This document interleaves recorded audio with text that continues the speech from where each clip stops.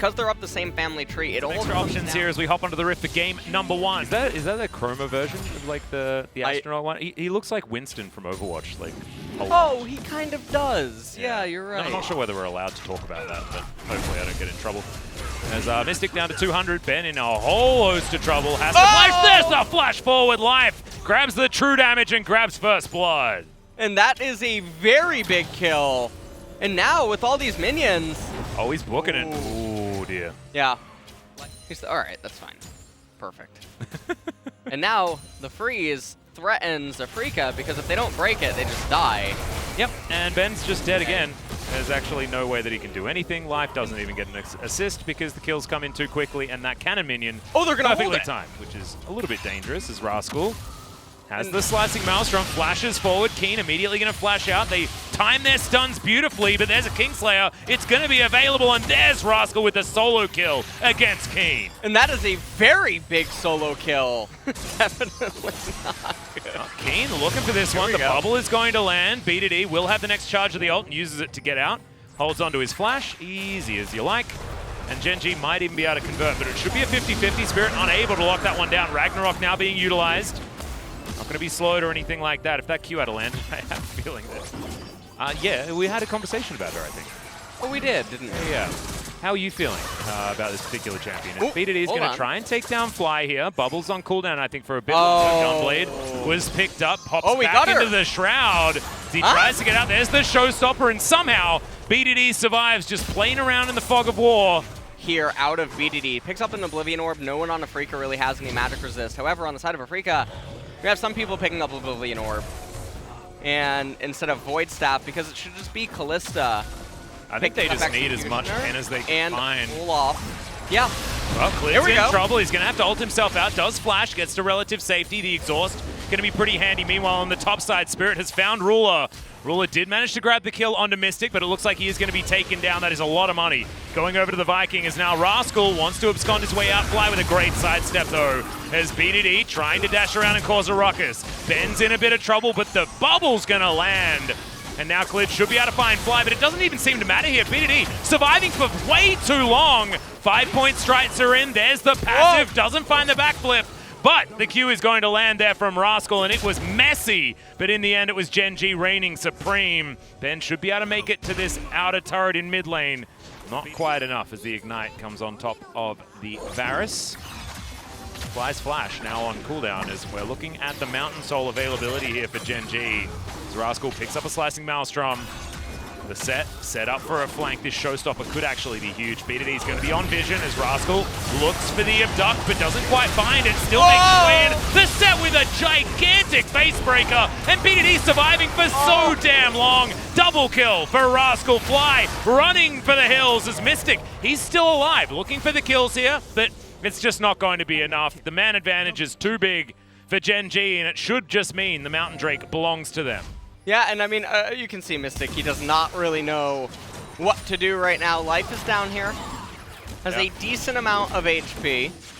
Well, some good avoidance there from Ruler, as Mystic knows that there are a few cooldowns down. Grab Rave.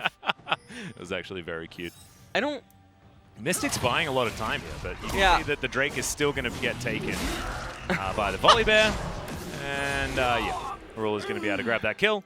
He made him walk the plank. Yeah. Is basically what ended up happening there. As, I don't think this Paddle Star is going to do too much as Keen. That's not a flanking maneuver, but Gen.G, they're going to go for one. As now B2D coming through for the pincer as all the way forward goes Gen.G. Some great Zonyas or stopwatches there, but B2D dashes on forward. Big damage, but that's a fadeaway from Life as he goes into his stopwatch as well. Mystic still alive, however. B2D finally presses his golden button, and no one on Gen.G is dead yet. Mystic to fall down. That is a clean ace, and that will be the game here for Gen.G. And so it just ends between two turrets. So that was a lot of build up for this final fight. I love the Pengu emote. I just gotta really shout that one out. That one is I love the Longzhou emote for absolutely no reason at all. Rascal throwing that one to just salute his former team from a very long time ago. I didn't even know whether he was on that team when it was called Longzhou. I know B2D definitely was. Well, this was definitely a bit of a stomp. Yeah. that makes sense. Actually, it sounds like potpourri. I don't know. Gen.G versus Africa, though, these are going to be your... Welcome back everybody to the analyst desk of the first match of the week, Africa versus Gen.G. Today we'll be joined by Subin Yoon and Pittori and Lira. 네, 오늘 경기 이야기 시작해 보겠습니다. 뱀픽에서 오늘 조이가 좀 늦게 픽이 What was 되면서 your take on the draft? 아칼리를 뽑아들었어요. Well, Zoe was picked up really late, and then BDD picked up Akali as a counter into Zoe. The main reason for that is Olaf and Zoe is a really strong comp, and Gen.G wanted to focus on the bottom lane. And they were able to utilize the strong lane phase of Varus. Africa first picked Kalista, which means that they were aware that bottom lane will be so crucial. In Varus versus Kalista matchup, taking Kalista in the very early phase of the game and also picking up Zoe in the very early phase of the pick and ban would be so important, but they weren't really able to make the best value out of those early picks. They banned out Turek and Leona, which means that they wanted to block Africa to have a very strong laning phase in the bottom lane. So Gen.G successfully stopped Africa and forced them to pick Braum to pair up with Kalista. And the game was pretty much over in the very beginning of this game. We could see why Varus was so strong. Varus goes very aggressively as the lane phase gets started. So this was a very one-sided and huge win trade for Varus. And then he hits level 2 first and takes Q and keeps adding pressure. Kalista cannot take this trade because he was so low.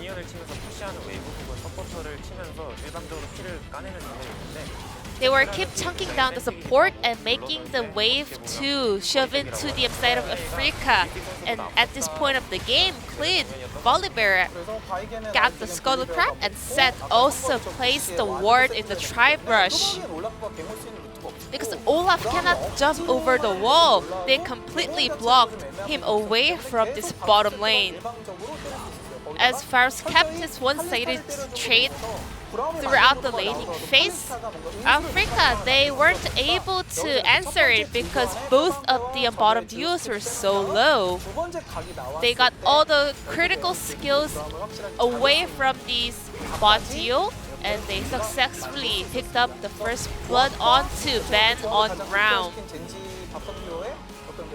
Gen.G bottom duos were able to min-max the win trade during the very early phase of the game. But they had a very similar style on both junglers. They always want to fully clear the jungle camps and then go for an early fight, but Volibear successfully just blocked him away. And not long after, Gen.G once again successfully get another point at the bottom lane. Olaf had to camp around the blue side because the blue buff was getting regenerated. And then Ruler was doing a great work with this pretending moves. He goes in and out of the brush and pretending that Volibear is not in the brush, but Clid was actually camping there and gets a really easy pick onto Braum. Africa was not really aware that Clid would be potentially camping in the bottom lane. And as Ruler was faking with his moves, autoing outside of the brush and going back in, they couldn't really imagine that the opponent jungler would be hiding in that bush. With this lane freezing, Africa rather thought that they were going to waste time of Clid by Olaf moving into the red side of the Gen.G jungle, but that was not the case.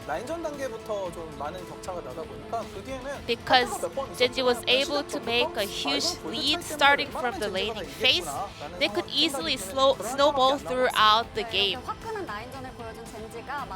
Gen.G, with this power of their lane phase, they were able to close out the game really easily this time around.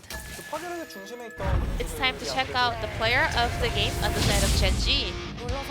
It's Ruler on Varus, his third POG of the split. 그쵸. 저도 왜안 했는지 모를 정도로 잘하는. Ruler was not picking Varus in the earlier time of the split, making a lot of people a little bit curious about why he is not picking this champion in the spring split and also in the summer split, but he actually proved himself in this game that he is also a very proficient Varus player.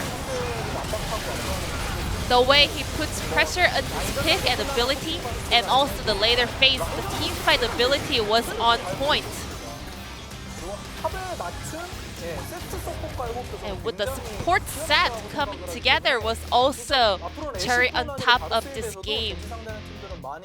Gen.G, their opponents must be so struggling to find out a way to play up against his Varus and also his Ashe. As we can see, bottom duos were picking up a lot of POG votes over here. And it's time to move on to game number 2, Africa versus Gen.G. Pass it back to our casters. Thank you.